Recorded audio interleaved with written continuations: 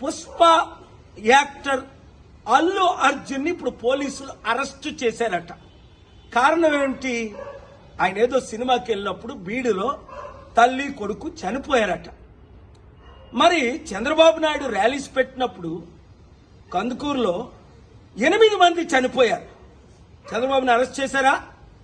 పిలిచారా పోలీస్ స్టేషన్కి? గుంటూరులో 3 చనిపోయారు. 2019లో పుష్కరాల్లో ఆయన స్టంట్ చేసినప్పుడు 23 మంది చనిపోయారు.